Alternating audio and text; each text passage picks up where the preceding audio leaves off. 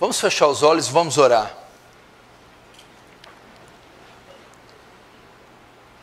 Pai Santo, a Ti a honra, a glória, o louvor e o domínio. Eu peço que o Senhor acalme nossos corações agora. Que a Sua presença invada esse local. E o Senhor despeje da Sua graça, tomando mentes e corações cativos à Tua palavra.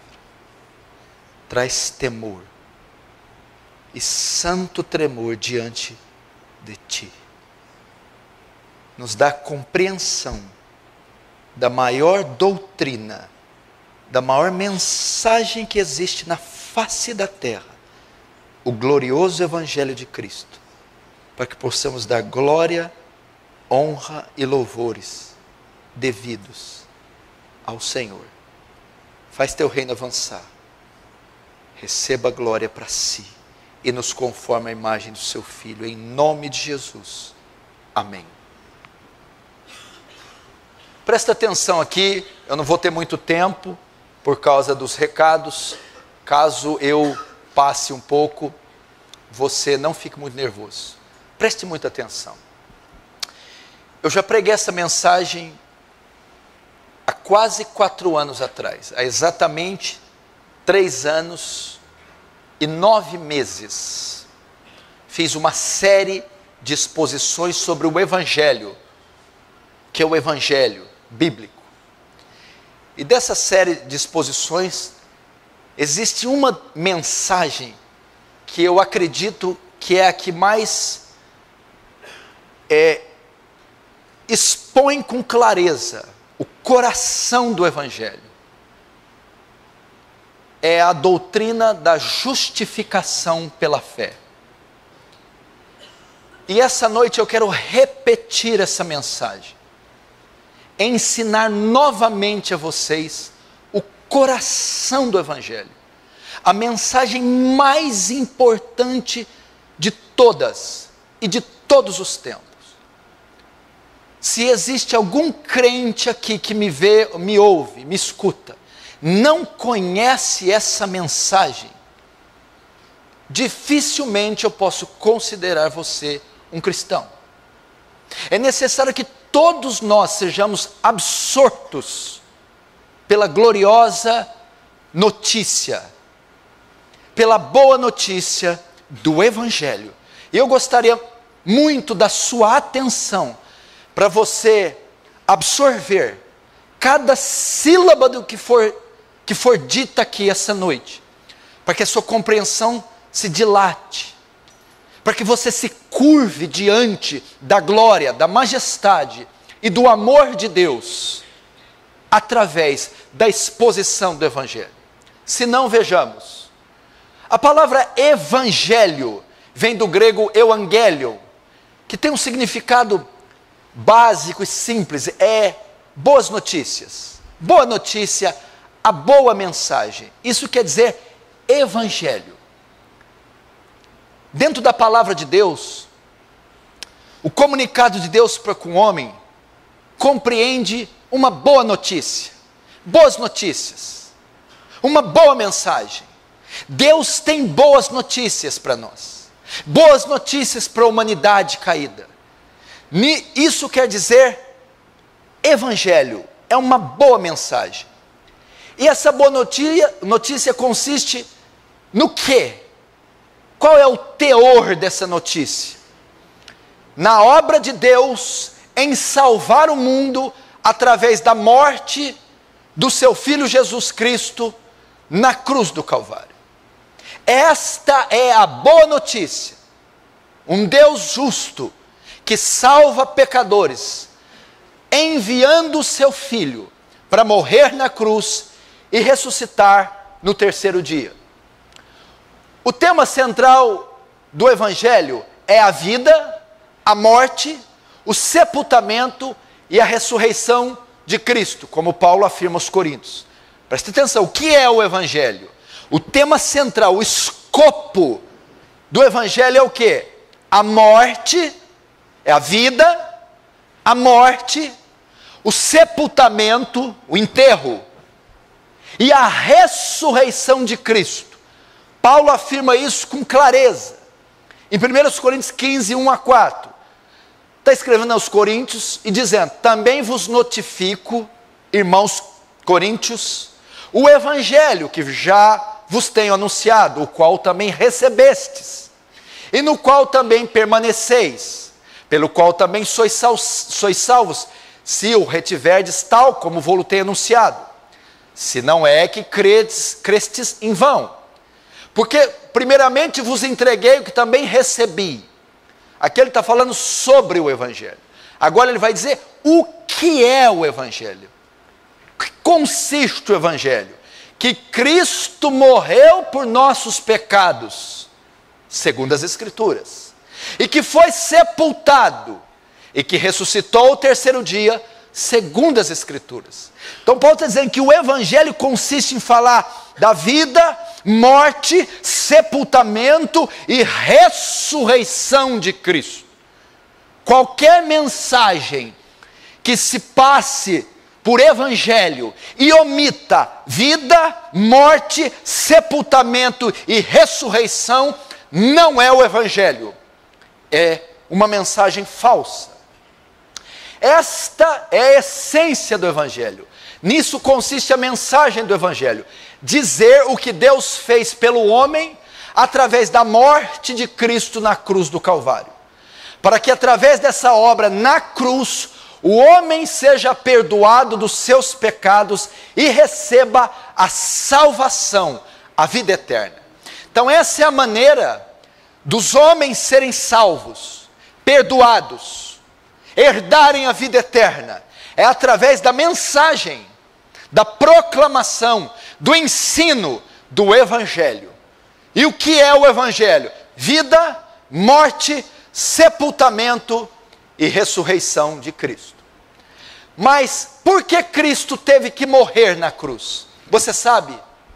Você sabe? Por que ele teve que morrer? Por que ele teve que vir no mundo? Por que ele teve que se encarnar? Por que ele teve que se tornar homem? E por que ele teve que morrer? Uma das grandes razões, e é a raiz, é o coração do evangelho, é esta palavra aqui: para nossa justificação. Para nossa justificação. Para você entender isso, você tem que entender que a justificação é uma doutrina. A doutrina da justificação. Talvez a doutrina mais difundida no período da Reforma.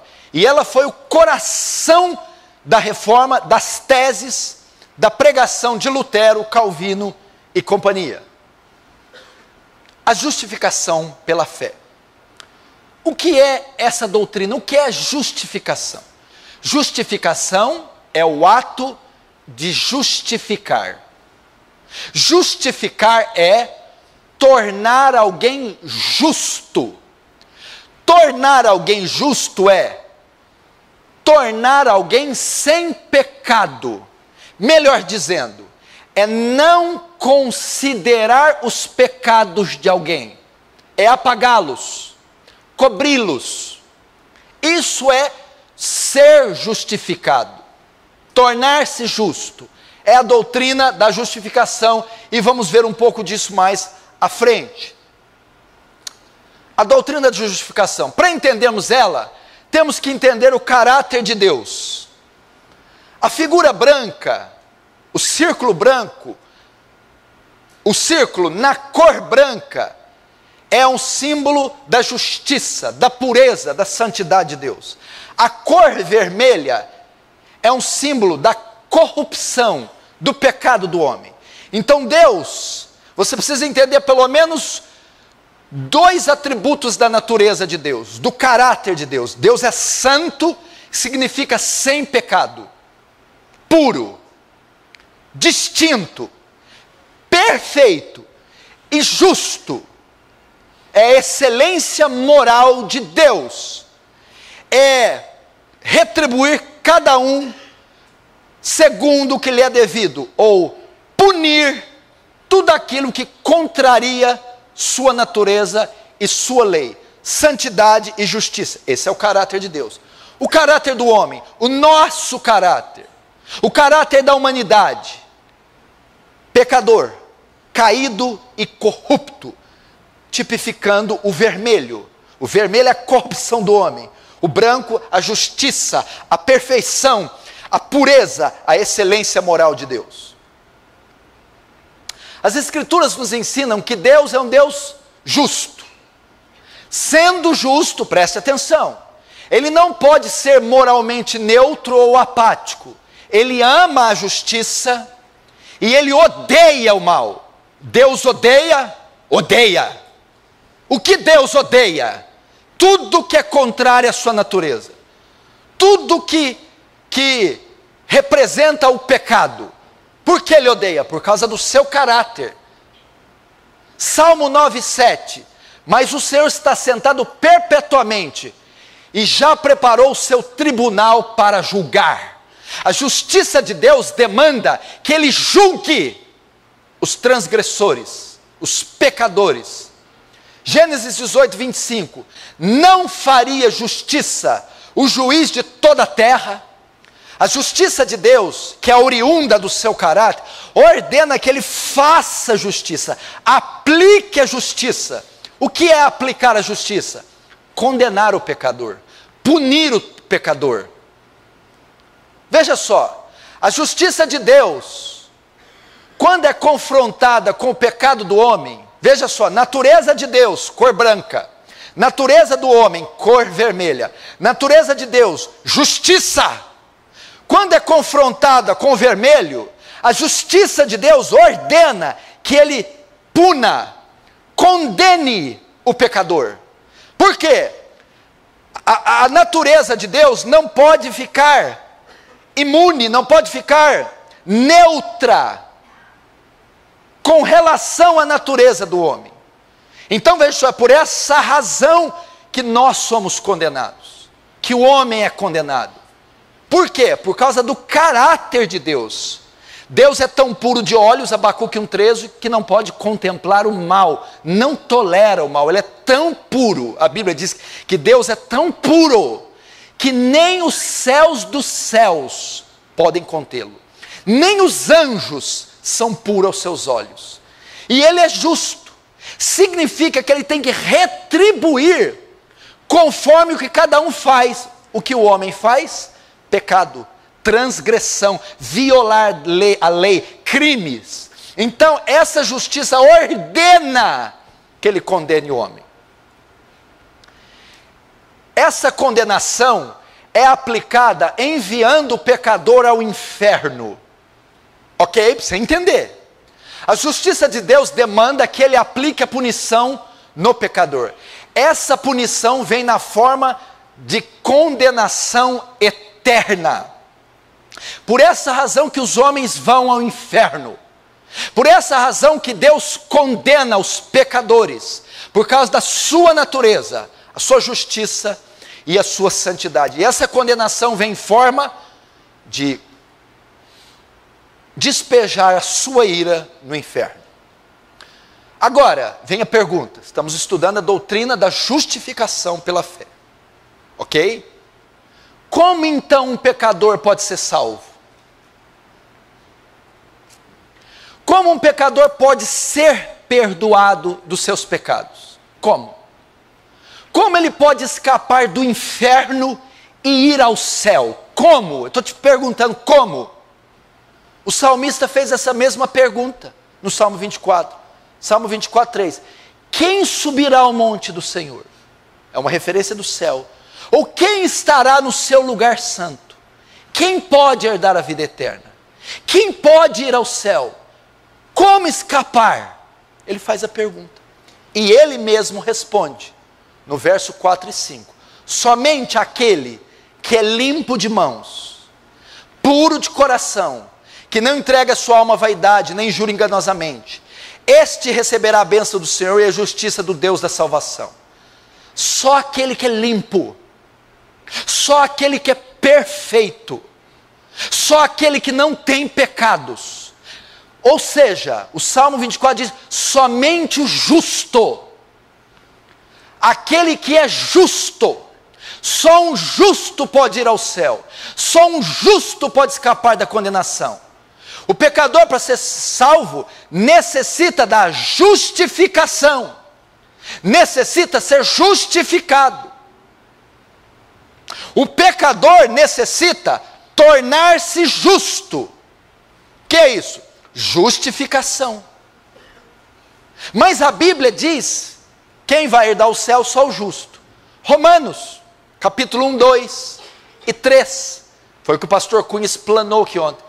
Não existe um justo, nenhum sequer. Não exista quem faça o bem. Ok? Então a única maneira de entrar no céu é ser justo. E para ser justo, é o ato que chamamos justificação. Tornar alguém justo, justificado, ser considerado justo.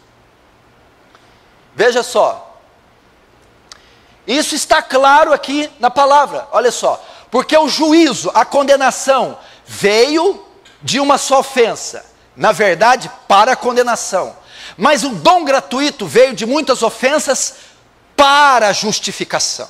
Paulo está dizendo que o pecado trouxe condenação, e a única forma de um homem ir para o céu é a justificação, o ato de se tornar alguém justo. Gálatas 2,16, sabendo que o homem não é justificado, não se torna justo pelas obras da lei, mas pela fé em Cristo Jesus. Mas pela fé em Cristo Jesus temos também crido em Jesus Cristo, para sermos justificados. Aqui está claro que uma pessoa só pode herdar a vida eterna se ela for justificada. Tito 3, 7 trata isso melhor ainda. Para que, sendo justificados pela sua graça, justificação é um dom, é um presente, não é meritória, é da graça, sejamos feitos herdeiros à esperança da vida eterna. Como alguém é herdeiro, como alguém herda a vida eterna, como alguém entra no céu, como alguém livra-se da punição no inferno? Justificados. Justificação. A maneira de você ir para o céu e não ir para o inferno é ser justificado. Agora, o que é justificação? Justificação significa vindicar, inocentar, pronunciar e tratar como justo. Você entendeu o que é justificação? Presta atenção, olhe para mim. A figura que Paulo vai empregar é a figura de um tribunal. Justificação é um termo forense, é tirado do direito, da área do direito. Então a figura agora é de um tribunal. Deus é este juiz que tem a função de aplicar a lei e dar a sentença. Nós somos os condenados no banco dos réus, e os pecados são como infração das leis, quebra da lei. Somos criminosos, pecadores agora entram num tribunal, e pecado é substituído por crime, Deus é substituído por um juiz, ok? Justificar significa que naquele tribunal você recebe do juiz uma sentença favorável, entendeu?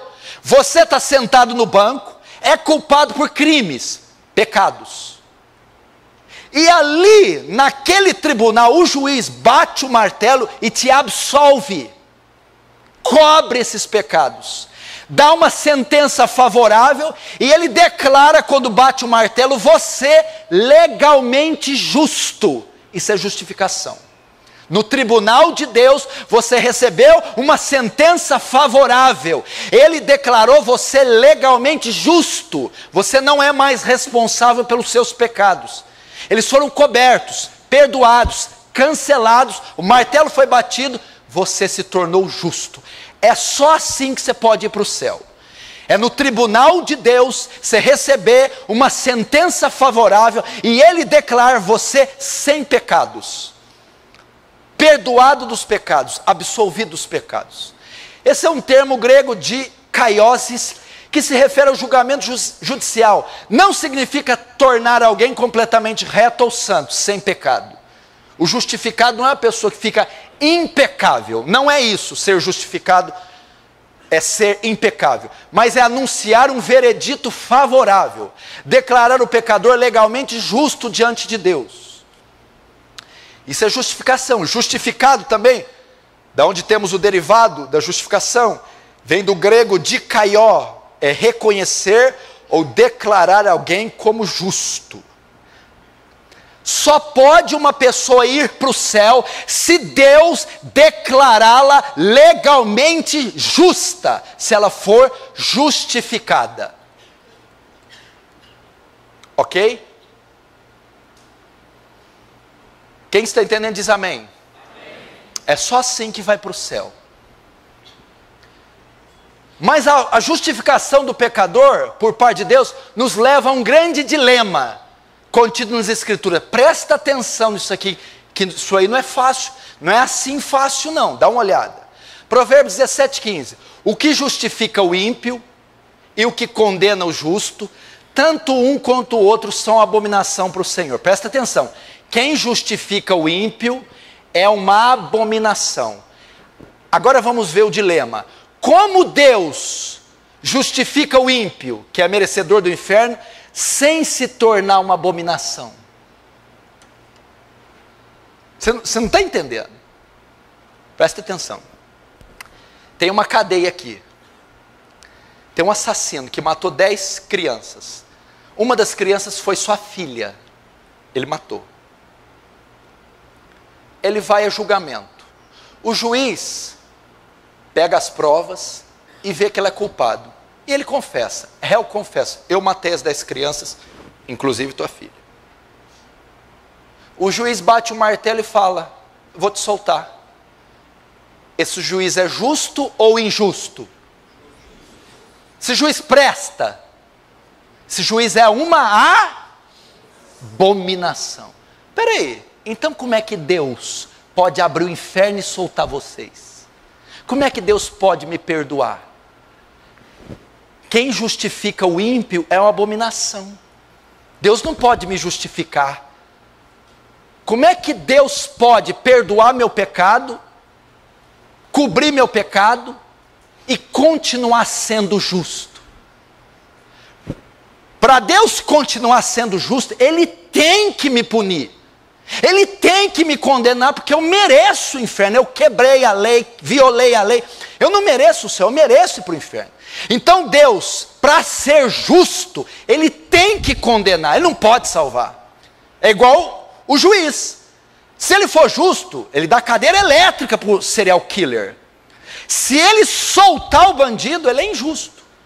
Deus, para continuar sendo justo, Ele não pode nos soltar, Ele não pode nos tirar do inferno, Ele tem que nos condenar. Agora, como Deus justifica o pecador sem deixar de ser justo?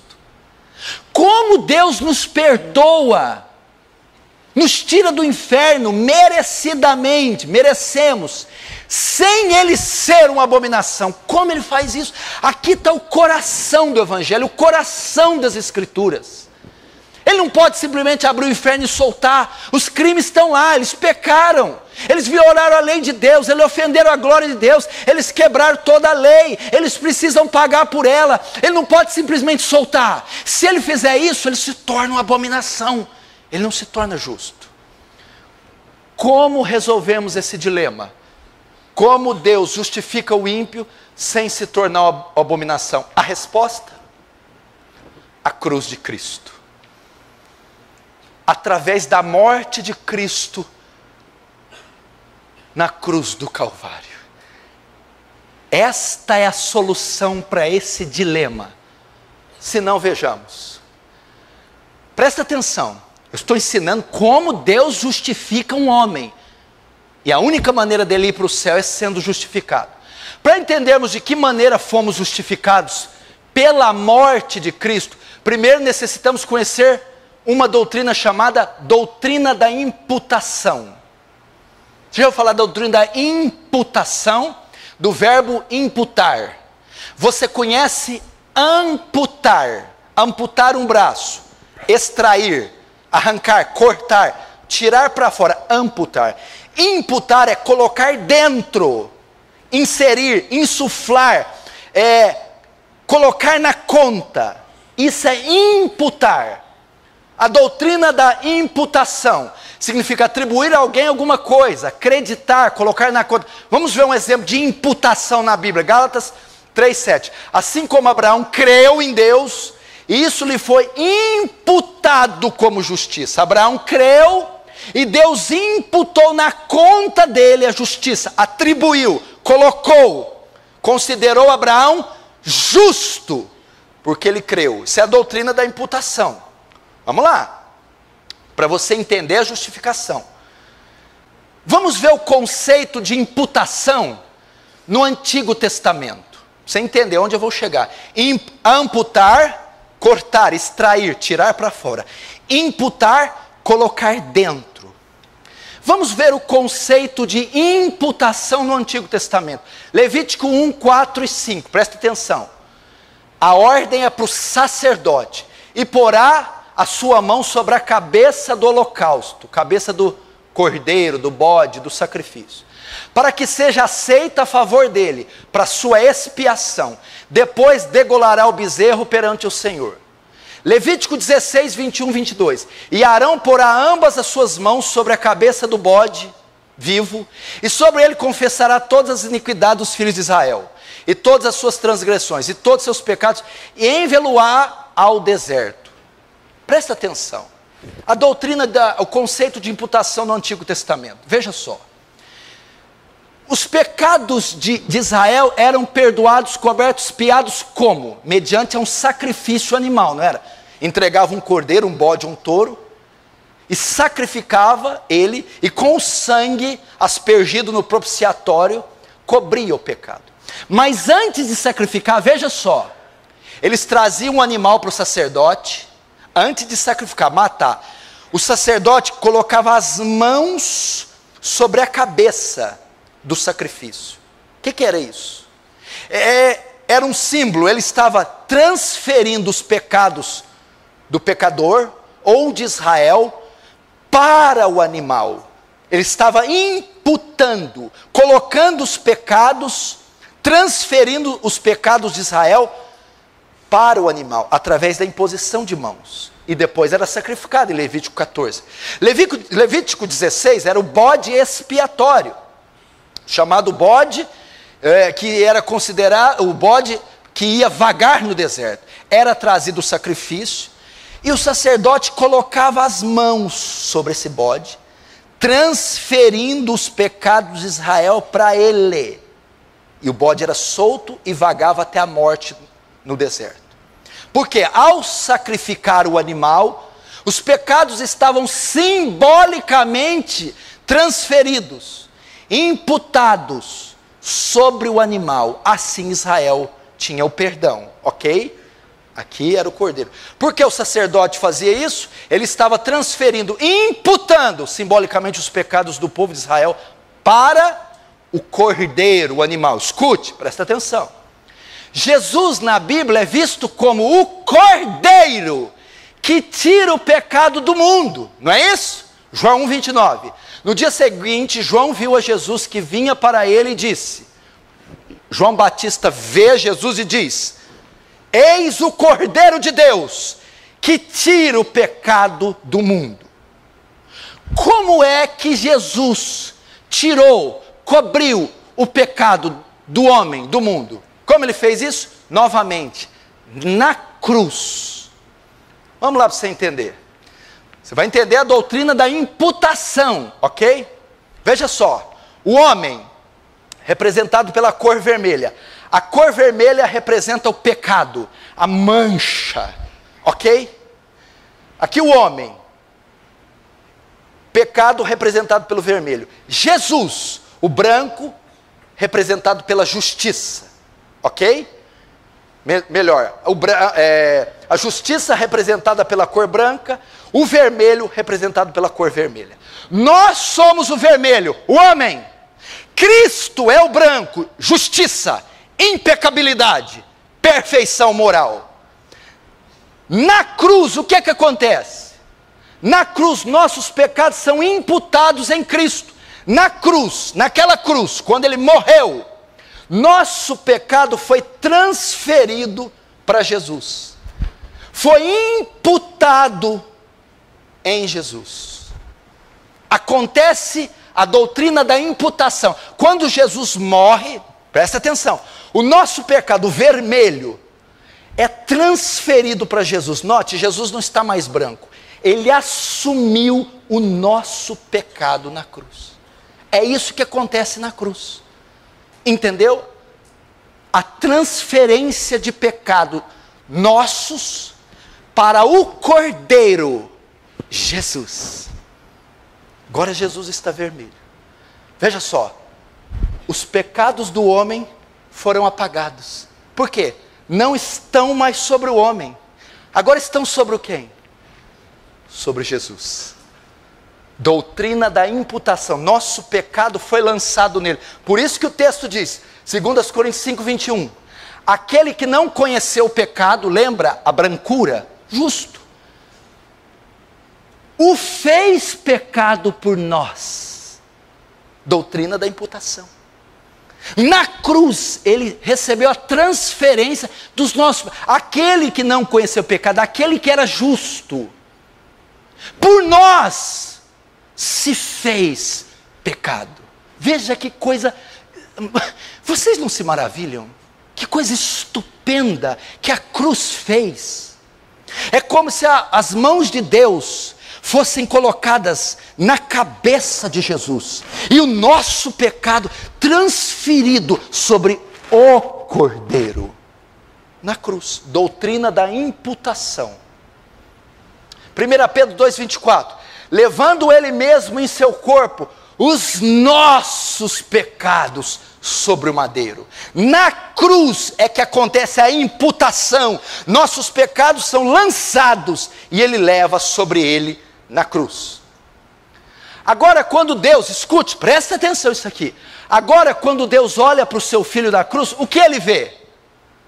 Lá na cruz agora, o que ele vê? Justiça? Santidade? Não. Ele vê um monte de pecados. Eles foram imputados a Jesus.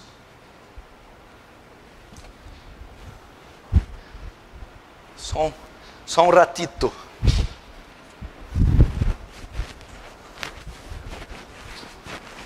Presta atenção para você ainda desfrutar da elegância da doutrina que eu estou ensinando.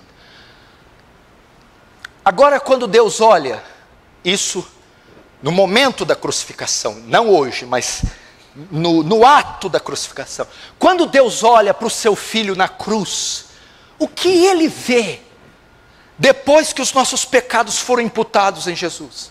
Ele vê justiça, santidade? Não. Ele vê um monte de pecados, eles foram imputados a Jesus. O nosso vermelho, representando a corrupção e o pecado, agora está sobre Jesus. Presta atenção. O que ocorre na cruz? A ira de Deus que era para cair sobre nós é despejada sobre Cristo, por nossos pecados terem sido imputados. O que é a ira de Deus? A ira de Deus é a cadeira elétrica, é o pelotão de fuzilamento, é a injeção letal. A ira é a punição que Deus dá para o pecador por causa da justiça. Suponhamos que a ira de Deus é um míssil teleguiado. O que é o míssil teleguiado? Esse míssil, ele está programado para atingir pecadores, para atingir pecados. Esta é a ira de Deus, a punição. O juiz agora deu a sentença e ordena a execução da sentença sobre o criminoso. Como o criminoso vai pagar pelo crime? Vai pagar com a morte, vai pagar com a morte, e a morte virá através de um míssil, e ele vai atingir quem? O transgressor, pecador. É a ira de Deus. Então quando o míssil vai ser despejado, o míssil teria que vir para cá, para o homem. A ira a condenação. Mas quando a ira olha para o círculo, não tem nada. Foi imputado. Então o míssil é transferido para aquele que se fez pecado, Cristo. Por isso ele teve que morrer. A ira que era para cair sobre nós, não pode mais cair sobre nós. Porque não há mais pecados em nós. Nossos pecados foram lançados na conta de outro. Foram imputados na vida de outros. Foram transferidos para outro. Agora a punição, ela persegue aquele que se fez pecado. E quando Deus olha na cruz, Cristo se fez pecado. Então a ira que era para cair sobre nós, cai sobre o Filho, é derramada sobre o Filho na cruz. Jesus morre.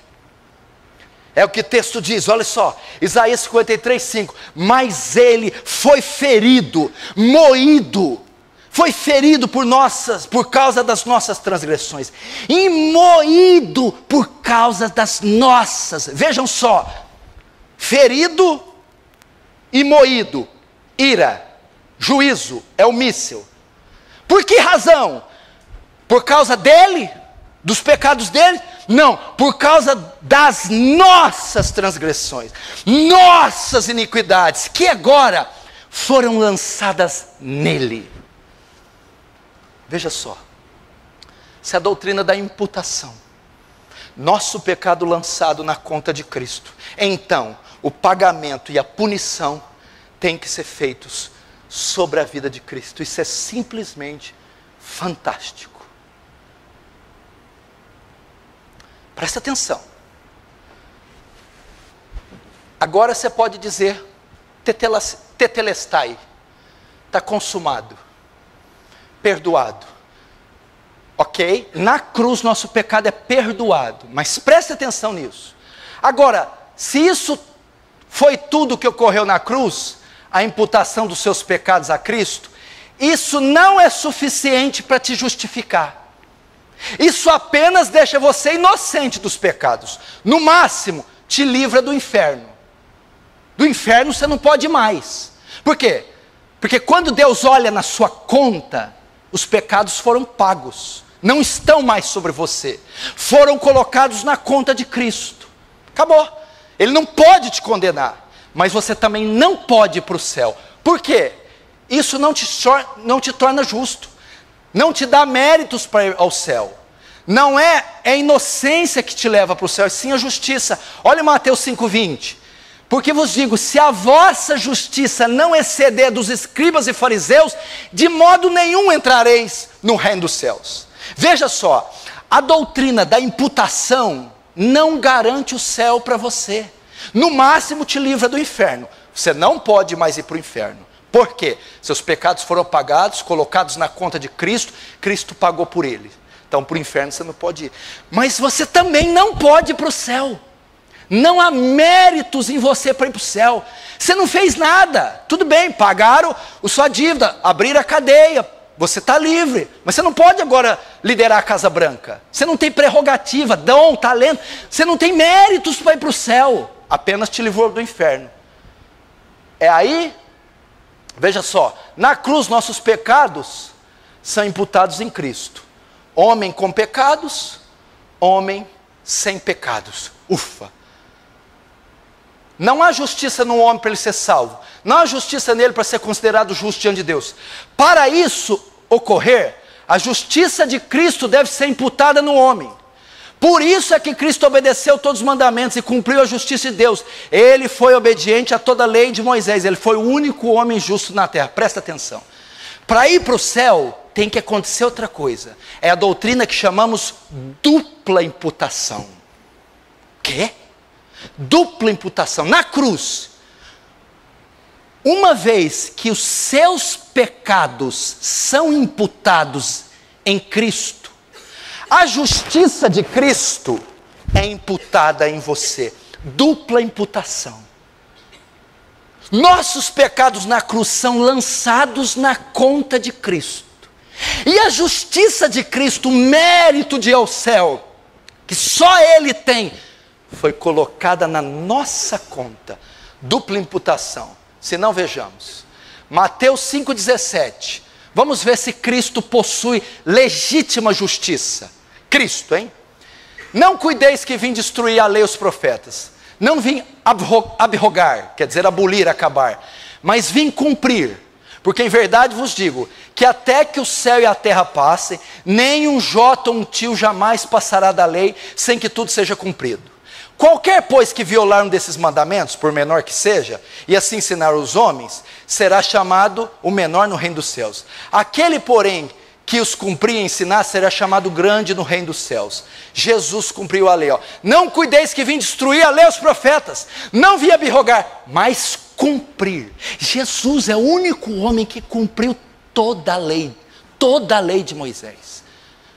Um homem que nunca falhou, nunca pecou em pensamento sequer. Veja em Mateus 3,14 que, mas João opunha-se-lhe, dizendo, eu careço ser batizado por ti, e vens tu a mim? Jesus, porém, respondeu e disse-lhe, deixa, pois agora, olha lá, porque assim nos convém cumprir toda a justiça.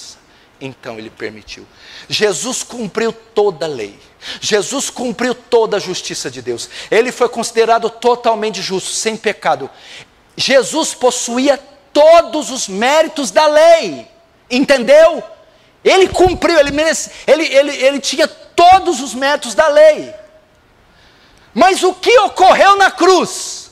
Houve uma dupla transferência, uma dupla imputação. No momento que o pecador crê, ele não só tem seus pecados imputados em Cristo, mas a justiça de Cristo é imputada sobre nós. Veja, que justiça é essa? O mérito que ele conquistou por cumprir toda a lei, o mérito que ele conquistou por nunca ter pecado, ele se tornou completamente justo, ok? Naquela cruz, ele pegou aquele mérito e imputou, lançou na nossa conta, a dupla imputação, na cruz, meu pecado é imputado sobre Cristo, e a justiça de Cristo, o mérito de ir ao céu, é imputado na minha conta. Doutrina da dupla imputação. Olha só, nós estamos lá, a primeira parte já foi feita, o vermelho não está lá mais, estamos sem pecados. Mas não temos o branco é a justiça. Ó, Cristo com o branco simbolizando a justiça. A justiça está em Cristo. Nós agora estamos sem pecado. Tirou o vermelho. Mas não temos a justiça ainda. O merecimento de ir para o céu. Na cruz, a dupla imputação. Olha lá. 2 Coríntios 5, 21. Aquele que não conheceu o pecado, o fez pecado por nós. Para quê? Para que nele fôssemos feitos a justiça de Deus, para que nele a justiça dele fosse entregue a nós. Olha que lindo, aquele que não conheceu o pecado, na cruz se fez a imputação do pecado nele, para que nele fôssemos feitos a justiça, para que nele a justiça dele fosse imputada em nós. Aí a dupla imputação. Ó, branco, não há mérito para ir para o céu. Aí Jesus, não há mérito? Agora há. Olha aí. A justiça, branco. Veja aqui, siga a seta. Agora, imputada no homem. O homem que estava vazio, agora também está branco.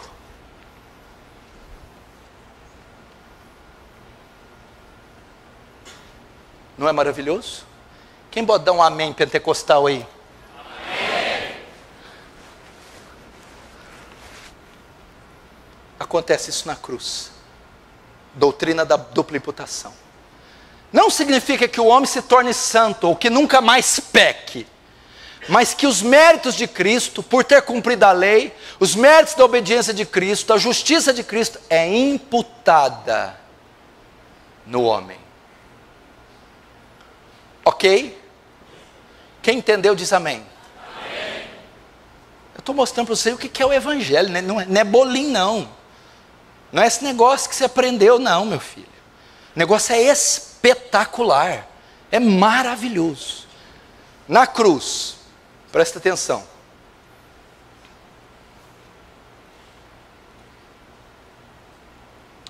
Na cruz, acontece a justificação pela fé. Nós nos tornamos justos. Como? Nosso pecado é imputado na conta de Cristo e a justiça de Cristo é imputada na nossa conta. Aí o que acontece? Eu estou pregando sobre o quê? Sobre a justificação. É assim que nos tornamos justos, considerados sem pecado. É assim que uma sentença favorável é nos dada. É assim que herdamos o céu. E quando isso ocorre?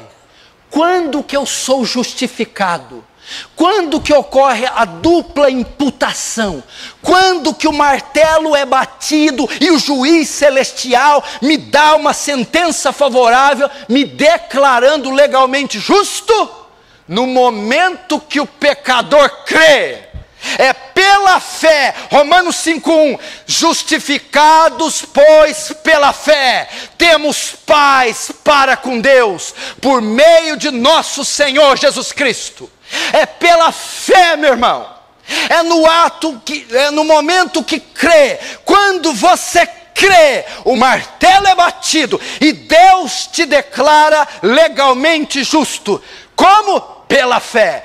Tendo sido, pois, justificados pela fé. Romanos 3:24. Sendo justificados gratuitamente pela sua graça, pela redenção que há em Cristo Jesus. É por fé, é por graça que acontece esse milagre extraordinário. Você está aqui hoje. Você está de forma ilegal diante de Deus, está morto nos seus pecados repousam na sua conta, você quer herdar a vida eterna, então você precisa crer, meu irmão, crer no sacrifício, crer na morte, crer na ressurreição do Senhor, então você será justificado dos seus pecados. A justificação de um pecador, a imputação dos seus pecados a Cristo, a imputação da justiça de Cristo, ocorre pela fé. E como a fé acontece? O que produz fé? A fé que justifica? Através do Evangelho. Romanos 1,17, porque nele, no Evangelho, se descobre a justiça de Deus, de fé em fé, como está escrito, mas o justo viverá pela fé. Esse é o poderoso Evangelho. Romanos 1,16, porque não me envergonho do Evangelho de Cristo, pois é o poder de Deus para a salvação de todo aquele que crê. É o Evangelho.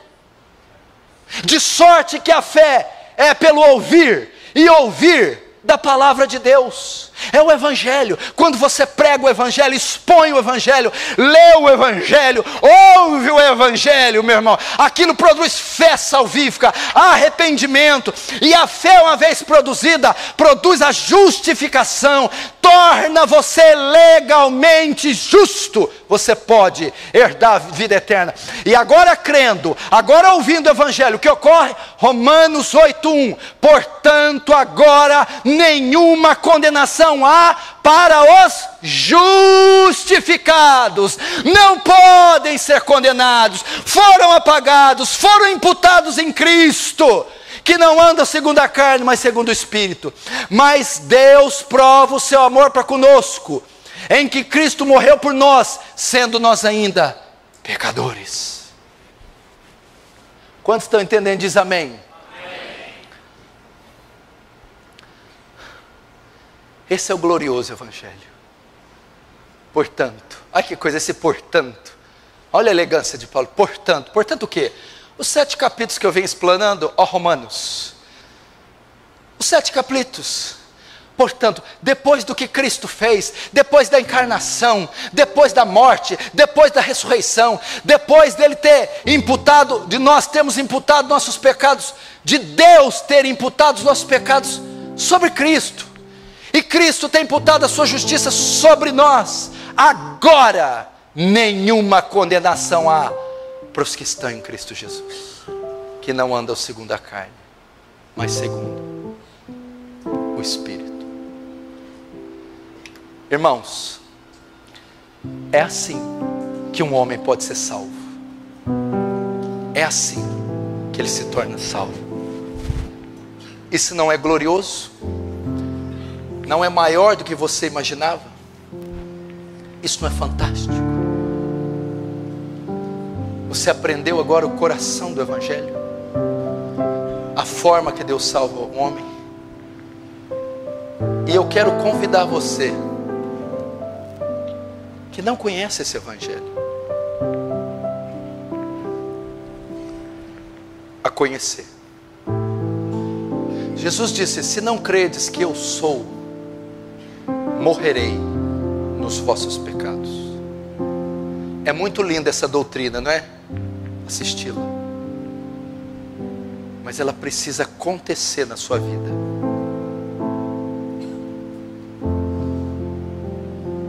Ela precisa acontecer na sua vida. Como eu me apodero disso, pastor? Como eu tenho os meus pecados lançados na conta de Cristo? Como eu tenho a justiça de Cristo lançada na minha conta? Como eu sou declarado legalmente justo no tribunal de Deus? Como eu herdo a vida eterna? Como eu tenho meus pecados cobertos pela fé? Você crê que esse milagre pode acontecer hoje? O Senhor está no meio de vós e é poderoso para salvar. Olhai para mim, vós e todos os termos da terra, e sereis salvos. Oh, meu irmão, vinde a Jesus, confesse seus pecados, peça perdão pelos seus pecados e lance seus pecados nesta cruz. Você pode ser salvo hoje. Talvez você entrou aqui, preste atenção, escute, com muitos problemas, doenças, dívidas, crises, traumas, problemas no casamento, depressão, filhos, tristeza, angústia. Mas hoje Deus quer tratar de um problema que excede todos esses, que está acima de todos esses, a sua salvação, aonde você vai passar o resto da eternidade. E eu quero convidar você a tratar com isso agora. Como eu faço? Arrependa-se. Arrependa-se dos seus pecados. Arrependa-se. Confesse os seus pecados. Eu não estou dizendo de atos, eu estou dizendo de estilo de vida. Eu estou dizendo da essência.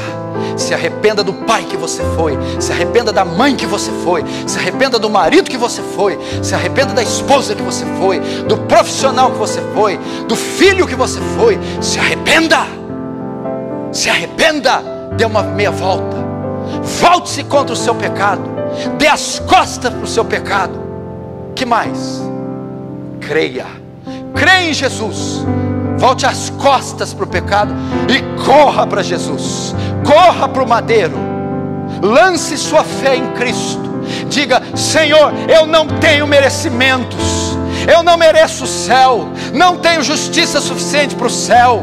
Senhor, eu errei, quebrei sua lei, fiz tudo errado, tudo que mereço é o castigo, mas eu lanço a minha esperança de salvação em Cristo, lanço a minha esperança de vida eterna em Cristo, na cruz, na obra de Cristo. Eu confio em Cristo, eu me fio nos méritos de Cristo, eu me fio na obra de Cristo.